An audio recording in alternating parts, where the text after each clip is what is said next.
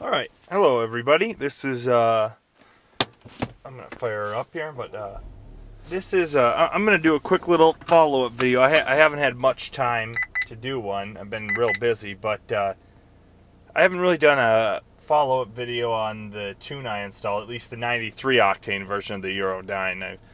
They also have the factory, the stage 1, which is, I don't know, I think it's the same thing. I'm not really sure what even stage 1 is, but stage 1.5 is basically no mods. Just it flashes the tune, with no mods at all, just the computer tune. And then so I have the choice between 91 and a 93 octane tune between the 1.5, which is just your no mods at all, stuff like that. Turn that off, but yeah, and they do offer the high torque versions of both those two, but you're only able to flash those if you flash the DSG tune with it, which I don't have. I don't have the DSG tune, so it's still the factory that controls shifts with the DSG. That's all the same. Nothing has changed there. It's just with the factory tune, power, performance, that stuff. The transmission's left alone. So I didn't want to pay, at least not yet, but I didn't want to pay the extra money. I think it's like $300 if you already have the engine one to get the transmission one. Then you can access those high torque files. So that the problem they were running into is if you were running those factory DSG tunes with the high torque EuroDyne tunes, once you get to a certain torque point, it limits it with the car with just the software on the DSG transmission. So once you hit a certain pound-feet of torque, I don't remember what it is, but it's like a mid or upper 200 foot-pounds of torque. It stops that, and it causes the clutches to slip by design, just because it just doesn't want to see that much torque. So I don't have that tune, so all that's just factory the same. The DSG tune's the same. I haven't gotten that yet, at least. So I've just been doing mostly 93 octane. A couple times I went to South Dakota and back. Then I just use the laptop, which is great about EuroDyne and other tuners that allow you to use a laptop or a handheld. I think Cobb did come out with the handheld now, but that I just switched to a 91 just in case I might not find a 93 octane gas station around there. So I was able to switch back, so everything was great there. Okay, and we're gonna go on a little drive here. I gotta run to the store, pet store at least, but. Another thing that kind of sucks about today is it's kind of chilly out right now. It's about 20 degrees, a lot of wind. So, once it gets cold out, there's not a lot of grip going on here, especially with the 93 tune and this cold. Turbo engine just loves this cold weather, and it gives you so much boost, especially with some good fuel in there. It's crazy once it gets cold out. Okay, so we'll just start off with one of the first things I complained about with the factory tune is the transmission, how fast it shifts. Even in normal mode here, when you're not in sport, how quickly it downshifts to get fuel economy going. Yeah, obviously, I don't have the DSG transmission tune, so that's all the same. Nothing changed there. But it did help it out. This tune right off the bat, as soon as you flash it, you'll notice it as soon as you pull out of the driveway, as I did too. I had the windows down, and as soon as I pulled out of the driveway and put my foot on the gas pedal, I already could hear that turbo spooling up. It's not, they tune this for boost right away, so as soon as your foot starts to get into the gas, it builds boost immediately. So right away, that's the first thing I could tell when I flashed this pulling out of my driveway. Is I got on the gas a little bit, and I could hear it spin up. I went, wow, that's spinning up a lot faster than it was before.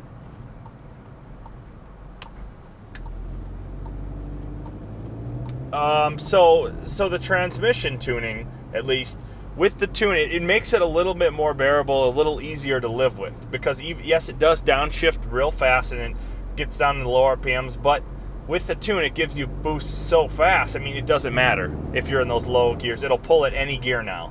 The tune really does give it a ton of low-end torque, ton of mid-range torque, and it doesn't... one of the problems I had with the Focus ST I had with the tune is that it's got a smaller turbo on it, so you can tune the crap out of it and get tons of low-end torque and tons of low-end and mid-range torque and power, but as soon as you hit about $5,000, $5,500, they fall on their face because they're little turbos. And I was pleasantly surprised at how much this doesn't really fall on its face. It does taper off a tad, but otherwise it pulls all the way to redline. I mean, I guess I can attribute that to the size of the turbo, and it's a little bit bigger turbo, but it pulls all the way hard to redline now, which is really nice, and you can bang it off the red limiter. As soon as you pull those paddles, you're in the next gear and you're in boost, and it's got lots of power. So that was something I was really excited about, how it's still, even though it gives you lots more power and torque out of the tune, it doesn't taper off towards the mid-range barely at all. So, I mean, that's awesome. One other thing, I did try out, as soon as I got the tune on here, drove it around, let the computer get used to it, I did try out the launch control on it, which you put it in sport mode, and then you turn off the traction, and then you can either do it in automatic mode or manual mode. Multiple signals detected. And you can do it in either one, and you just put your foot on the brake and mash the gas. And yeah, I did it in my other video, factory. I mean, even from the factory, it pretty much roasts the tires. And yeah, it's, unless you got a wider set of wheels and tires and stickier ones than I have on here, it's especially with the tune, it's no bueno. It's not happening. I mean, as soon as you get into it, it's fun to do, because it just, as soon as you let off that brake pedal, it just roasts the tires, and then you can bang through a couple of gears, and it's, I mean, but overall, it is a lot faster, and man, it makes the car more fun to drive, because, I mean, it's great, because, you know, that it makes me kind of want to go towards the DSG tune just to see what other improvements they can make. But just right off the bat, even though it does shift fast, even if you're in normal mode, you can use the power. It's all usable everywhere. As soon as you get into it, it gives you torque. And even if you're in sport mode using the paddles, it's got power everywhere now, and it doesn't feel kind of like a weak duckling compared to, you know, a Focus ST or a Mazda Speed 3 or even a WRX. It feels closer to them now, which is how it should be. I mean, because this engine's got a ton of potential with the turbo and with this DSG transmission. And man, once you get this tune on here, it rips hard. I mean, I've been up to well over 120 now, a bunch of times, well over, you know, 120, 130 even, and it just, you don't feel it in this car because it's just so quiet. The interior is so nice, and it handles so well, and it's hunkered down once it gets up above high speeds, and so you don't even know you're going that fast, but you're just tearing up speeds, and it's crazy. And so that, I mean, that's been fantastic. And so far, you know, since I flashed the tune, I've not really noticed any stuttering or weird activity, even at, you know, cold startups. You know, it's been, you know, cold here for about a month. And so even when it's sat for a couple days and it's, you know, -10, -15, it got down to, the other morning when I went to work, it was -27 outside. It got freaking cold here. And it fired up no problem, even with the tune. It didn't sputter, didn't, you know, knock, didn't ping, anything like that. So it's been no problems like that, no rough idling or anything like that. So they must have all that smoothed out real nice. So, I mean, that's something. Even with the Focus ST, I kind of noticed, you know, as I got the catalyst downpipe and the tunes and stuff, every once in a while, you know, you'd fire it up and it would kind of hesitate and miss, but it would catch itself, and, you know, just kind of weird, you know, activities when you tune a car like that. But so far, nothing different with that at all. So it's just like it was from the factory so far. It drives just like it is from the factory, only the gas pedals, you know, a little more sensitive. And now if you get into it a little bit, you'll build boost a lot faster. You'll have torque, low-end torque to pull you, and then horsepower. You got some horsepower up there to rip it to redline, which is, you know, and it's fantastic. Now it's just, you know, once it gets colder, and even during the summertime when it was hot, it was, you know, struggling for traction all the time. So first gear is not going to happen. Second gear, a lot of spinning, but it usually hooks up towards the top end. Some of the things I kind of figured out helped, you know, with launches and kind of just getting up to speed when not using launch control, because you can't even use it. It's ridiculous. Not going to happen unless you can get, you your tuning company to build in, boost by gear or something, because you get so much torque low end right away. So that's why I don't know if you get that high torque file with the DSG tune. Holy cow, I can't know how it can't handle much more torque to any of these tires. But once it's one of the things that helped me is first gear is basically nothing. It's going to spin, so you want to get out of that gear as soon as possible. Second gear. And most of the times I like to do a roll from second gear, because it's just, when you'll get some traction and you rip really hard and it's fast. Uh-oh, you got somebody pulled over up here. But, so what I like to do is I do like to start out in second and give it about half throttle up until I hit about 4,500 or 5 grand, and then floor it, because then you don't have that huge jerk and rush of low-end torque to just rip the tires off. So that's what I'll usually do. I'll go, first gear, just get out of it, and then second gear, rev it up to about half throttle up to about 5 grand, and then floor it there, and then it'll rip through it real quick, and then slam it into third, and then you get lots of power going through third. So that's, at least with these tires and wheels, the factory ones, all seasons, that's the best way I've noticed to rip through some gears in this thing.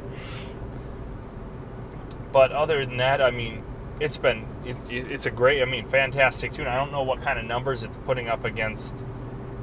I'm blanking on their name now. Just some of the other tuners out there. I think they kind of are in the ballpark. Maybe a little bit less power, but when you're not custom tuned and stuff like that, when it's a tune out of a file, out of a computer, it's gonna be a little lighter. Just to protect people's engines and stuff. Variables like -27 weather. Someone in Florida is not going to have that, so the car can compensate for a lot of it. But when you're using fuels that may not be superior, along with weather and stuff, so they got to dial them back a little bit. So, but overall, as you can see, just driving along here normally, I'm not doing any performance things. It's cruising just fine, 60 miles an hour. As you can see right now, the gas mileage is pretty much untouched. That's what I found out about this. You get all this power and torque and stuff. It's pretty much the same.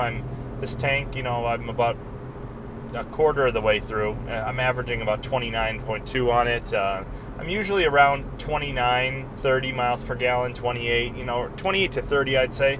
If I'm on the highway, over 30, 31, 32, 33. So gas mileage has been fantastic.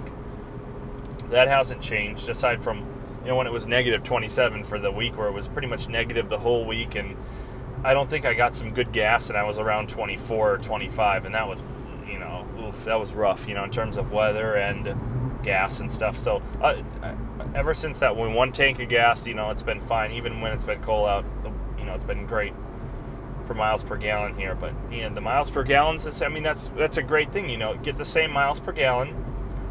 I don't drive it like I stole it all the time, which is fantastic. So if you're just daily driving it every day, you're going to get about 30 miles per gallon. And when you want to rip on it now, you get an extra, 40, 50 horsepower and 60 pound-feet of torque. Holy cow, it helps you everywhere. It feels like less of a crutch now, people say great things about the GTI.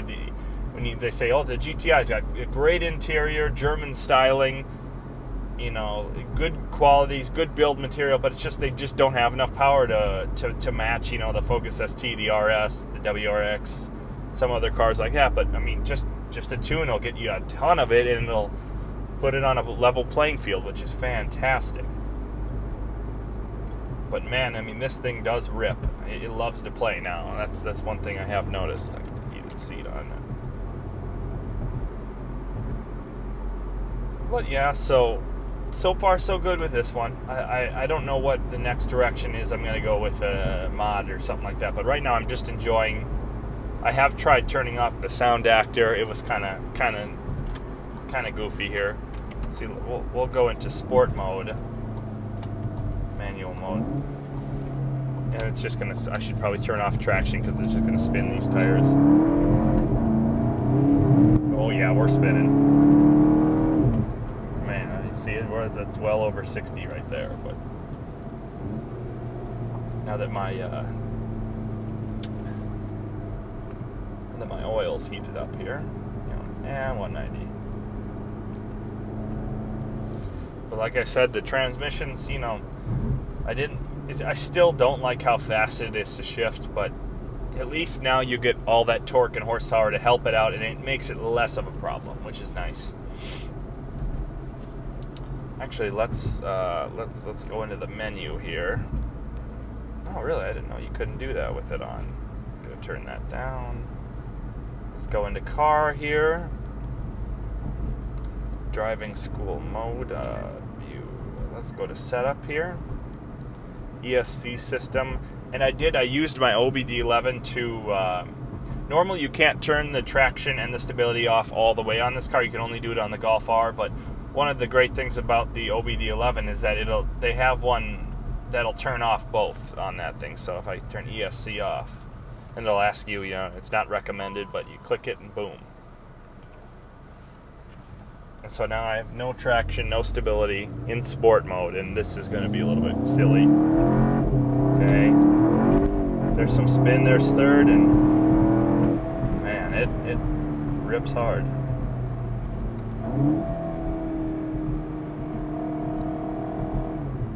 Too bad I'm kind of in a residential area right now, so there's kind of some people around, and not like out in the country where I like to normally drive on some nice curvy roads. This is a little bit of a city road, so there's not much I can do here. And like I said, it's 19 degrees out with about today 20-25 mile per hour winds, and it makes it freezing outside.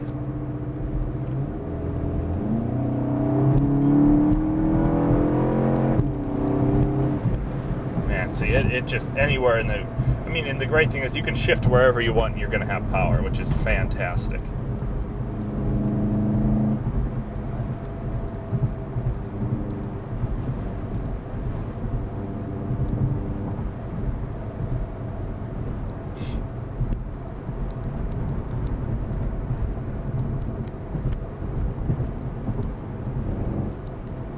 And I don't know why, I mean, considering modifications, with this car, I don't know why I haven't felt the need. Normally when I get a car, I feel the need to always change out the exhaust system or improve it in some way, but I don't know what it is. But for this one, I just haven't had that urge yet. I mean, maybe it'll come, but I haven't had that urge right away, like, oh, I gotta hear this thing, you know, it's way too quiet.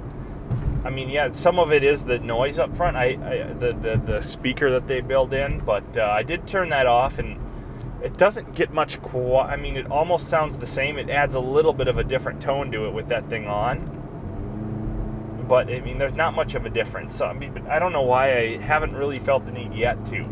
Like, I could see totally just getting a catless downpipe and just keeping the stock exhaust, because it's going to make it louder, grumblier, you know, fun. But, I don't know. I just haven't felt the need yet. Maybe it'll come to me, but... Man, but see, anyway, I mean, I'm in fourth gear right now, about 2,500, and get into it a little bit, and boom, there's torque right there. Man, that's just right when you need it. Let's try fifth. Get into fifth. See, and there we're getting some torque. See, there is a little bit of a lag in there, but I'm under 2,000 RPM, so, you know, what are you going to expect there? But that's why it's just, I mean, it can be fun to drive this car on any road. Even this one, I'm behind a Toyota Matrix, and I mean, it's just fun to just, you know, when the car shifts this fast with the dual clutch, it's just fun to play around with, you know, even in the ice, which is probably kind of dangerous. I have noticed, though, surprisingly, this car is a little tail happy, even though being front wheel drive, and kind of like the Focus ST, where as soon as you lift off the gas, it'll kind of bring the back end around, and this one does like to play. Even with the traction on, it'll swing the back end around a little bit, but it'll stop you from playing any more than that. So I've noticed it does like to bring the back end around, which is nice.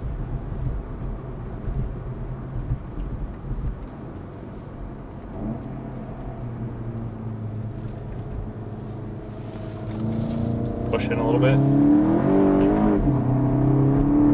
Man, it just, holy cow. Can't believe it. Hard on the brakes. There's probably ice everywhere and I'm gonna die. Ice, ice, ice. Oh yeah, some ice. Spinning them, third gear. There, we got some trouble. We lost traction in third. Shucks. you had traction there for a little bit. I think I might have hit some ice. But I have, when it has been colder out, I have actually spun the tires in third gear, coming up to a stoplight, and I was in fourth gear, and it turned green just as I shifted down to third and punched it, and was doing about 45 miles per hour, and did light up the tires in third gear doing 45 miles an hour, and it was interesting. With this cold weather, these turbo engines just love the cold weather.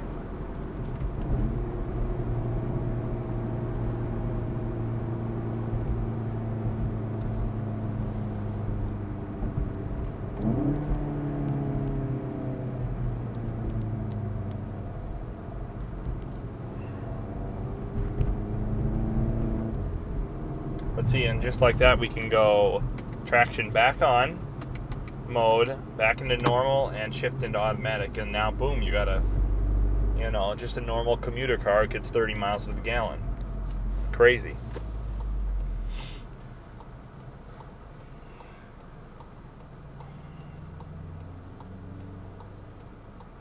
But so yeah, I can't really think of anything other to go through other than, the transmission I talked about, the performance I talked about, the gas mileage, and just overall my thoughts are I'm completely happy with this tuning system. And how they do come out with updates for all their files of their tunes if they discover a problem, and you can switch back and forth as many times as you need. I just love that. And so I couldn't be any happier really with the tunes and how they made the car run. They made the car so much faster and so much more fun without any of the downsides of tuning, like, rough running, idling, stuff like that, running lean. Oh boy. But, so that's really my thoughts, and I'm loving it so far. I haven't had any problems with it yet. Haven't had to take it anywhere to, get it flashed or anything like that. Like you have to do with some of the other, like APR and stuff. Haven't had to do any of that, which is fantastic. Just do it from your home, which I love. So that's pretty much my thoughts on it. I mean, I'm sorry, I couldn't really rip through a bunch of the gears in a row, on some curvy roads in the middle of nowhere. It's super cold out, and, I'm kind of in a, crowded area right now. So, I mean, that's pretty much my thoughts on the tune. As of now, if anything changes, I'll let you guys know about how I think about the tune and how it's going. So if any of that changes, I'll make sure to make an update video on what happens or doesn't happen, or I like or I don't like. So that's, I think, pretty much going to do it for this kind of tune review of what I think about it. So if any of you are looking, have a Mark 7 GTI or maybe even Golf R, probably the similar kind of a setup, I do recommend it absolutely going with EuroDyne, with just for the fact that you just order the little dongle with the cable. They make it super easy to download the application off their website. Installs the drivers every time. There's been a couple updates to their application, and every time it updates, I have no problem. It removes it, reinstalls the drivers after it's done, and reinstalls the program, and haven't had any problems with that.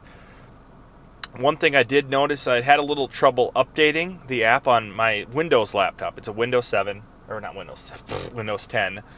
Windows 10 laptop. I did have to, when it asks you to update the application, you do have to right-click the program and click Run as Administrator. Then it'll actually let you update the app. So it wasn't letting me update it, and I didn't know why, but that was why. So if you're having any trouble updating, just right-click the icon and click Run as Administrator, and then click OK, and then it should let you update. So yeah. So other than that, it's been great so far. If any of you have Mark 7 Golf GTIs or Golf Rs, I mean, I've been loving it. You can change tunes whenever you want. If you gotta leave town, don't know what octane you're gonna run, it's great. You can't do that. You're gonna have to go somewhere else. If you use APR for that, you're gonna have to go to the garage and pay a fee, and unless you can do it, I'm not sure if they make one now where you can do it from your computer or do it from a handheld device like Cobb you can now. So it'd be nice to put this up against a Cobb tune one now that they came out with their handheld tuner, the access port for this. They had it for the Mark 6, now it's for the Mark 7 as well. So it'd be fun to put these two up. I would think I mean, and if you're, thinking about a Cobb access port, there's going to be other tuners that are going to use that. I mean, it's such a popular platform. A lot of tuners are going to go to that to make tunes for. So it's going to not only bring in Cobb as a tuner, but a lot of other little guys who love to use the Cobb tuner, for tunes and access port and stuff like that. So it's going to bring more people. So, but I mean, they're off-the-shelf maps. So on Cobb are usually really, they're really tame. They don't like to push the boundaries. They don't want to wreck anybody's engine, which I totally get. But they're kind of on the tamer side. So I would think the EuroDyne is putting out a little bit more power than the Cobb off-the-shelf ones are going to do. But that'd be fun to put up against an access port and EuroDyne tune. So that's pretty much it for now. I'll try to make more follow-up videos. It's been a while, but I've been busy, so I can get to this whenever I can. So I guess that's it for now. So thanks for watching, guys.